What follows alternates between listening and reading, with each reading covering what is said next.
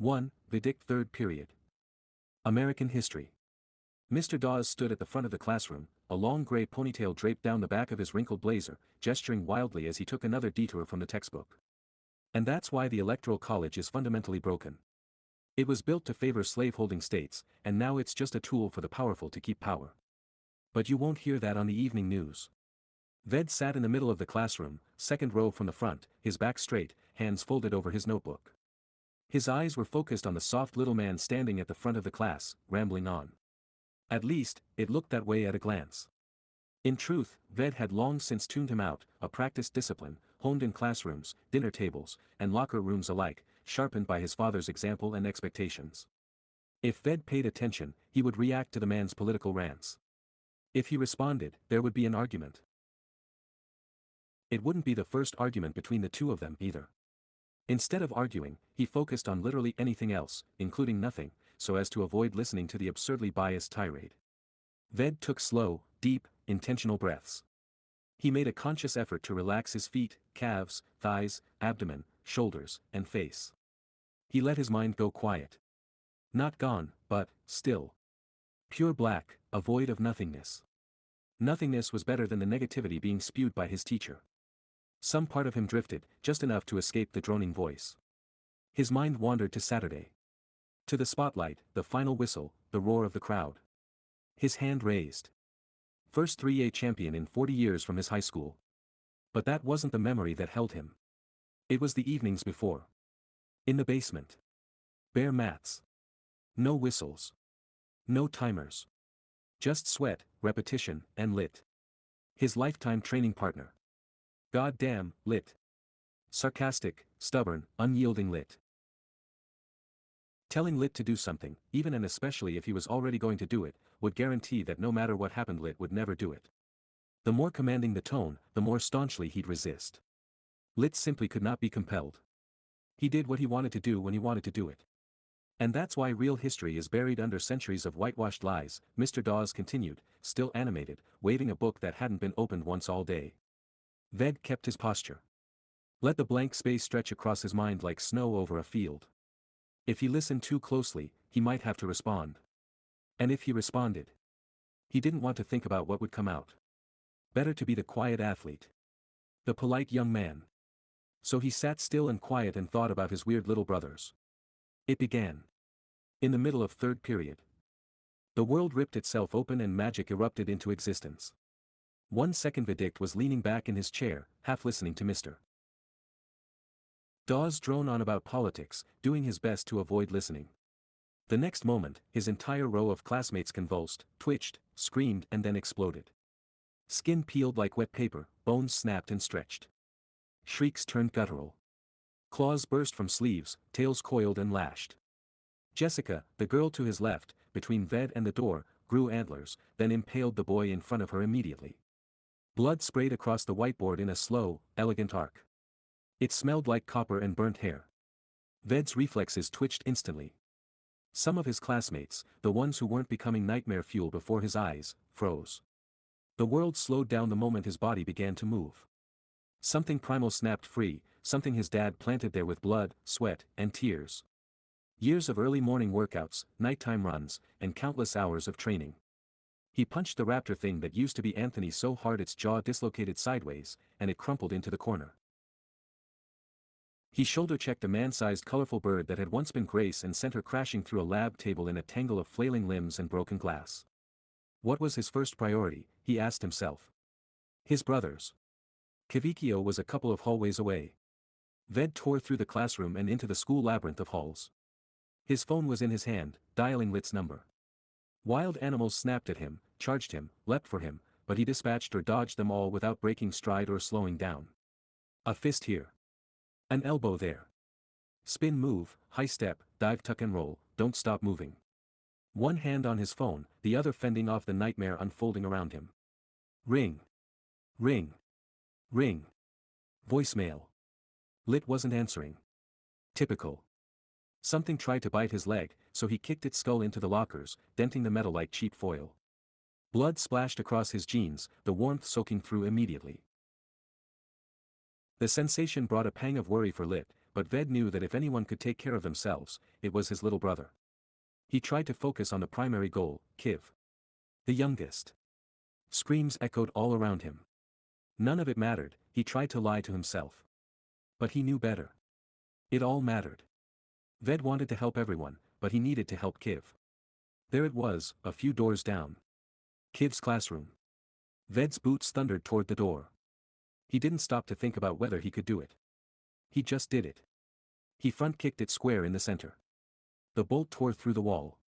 Hinges squealed. The entire frame shuddered inward, and the metal door shrieked as it swung open and bounced heavily against the inside. Ved pushed through the door and saw him. Kiv. Sitting at his desk. Doodling. His pencil moved like nothing had happened.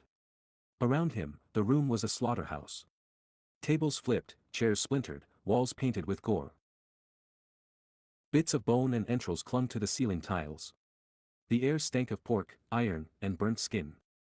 Blood dripped from fluorescent lights. A serpent-bodied creature was melted into the floor in a smoking puddle. Everyone and everything was dead. Except Kiv. Kiv sat there, oblivious to the carnage around him. His pencil slashed expertly at a drawing of Gohan, his favorite anime character. He was untouched by the blood and gore that dripped from virtually every other surface in the room. Ved stood in the doorway, chest heaving adrenaline through his veins. His fists dripped with red liquid. His teeth ground involuntarily. He hadn't breathed in what felt like minutes. Kiv. Kiv looked up and smiled faintly, like he'd just finished a math problem. Hey, Ved. The instant Ved said his name, his little brother glanced up. Calm. Mechanical. Like he'd been expecting the call all along. Kiv stood without another word. There wasn't even a pause in his movements. The classroom had already begun to reek of the bowel release that accompanied sudden expiration. Ved soaked the scene in. He inhaled the full scent of blood, ruptured organs, molten flesh, shit, and piss, but Kiv didn't give any indication that he'd noticed at all. Ved couldn't help the grimace that crept onto his face. He wanted to vomit but chewed down the sensation. Kiv's fingers moved quickly, zipping compartments, tightening straps, slinging the bag over his shoulder. His eyes never lifted. Not once did he look at the walls, the ceiling, the smoking husk of corpses fused into the tile like burned plastic. He didn't ask questions. He didn't cry. He just got up and moved. It was like nothing had changed for Kiv. His little brother's nonchalance stirred in Ved a deep, primal sensation that tried to climb up his spine and burst into existence. Fear.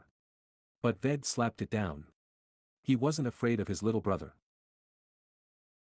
Who was Ved to judge, as blood dripped from his own hands?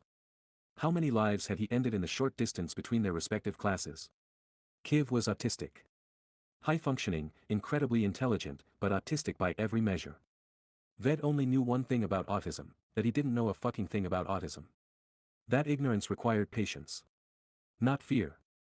Not for his little brother, at least. Ved watched in silence, heart still pounding from the sprint, a good warm-up, with fists clenched at his sides.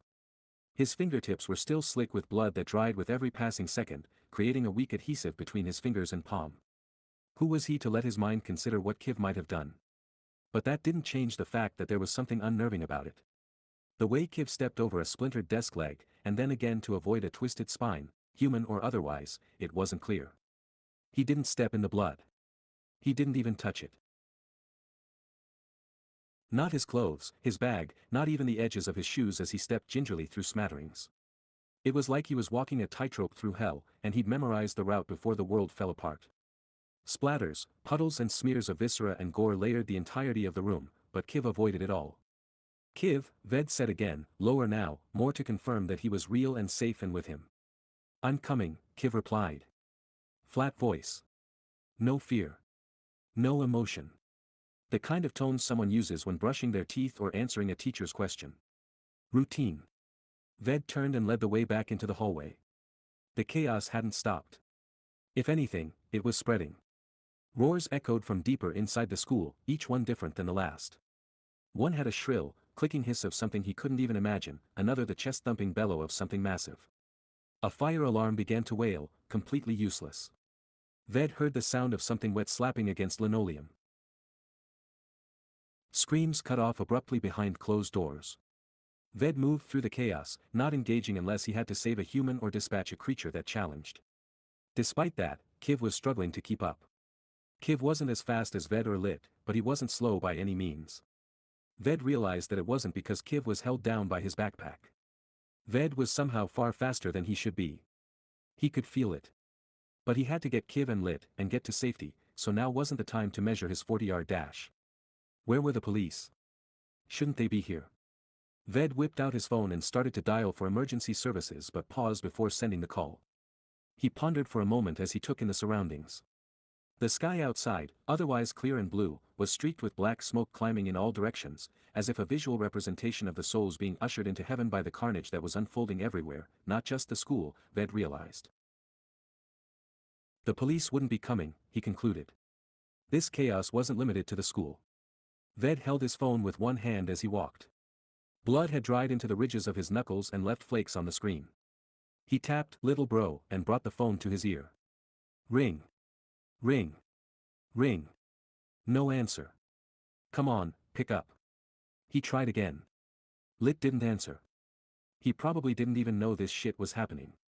Liturgus was either living up to his moniker of Lit and smoking weed with his gamer friends, or he was with his girlfriend. Ved ended the call and shoved the phone back into his pocket. Ved tried not to think too much about what Lit was doing, he just let himself move on instinct, focusing instead on the moment. It was always good to think ahead but not to the detriment of his current circumstances. He moved, leading his brother through blood-slick halls and past shattered trophy cases and fallen bodies.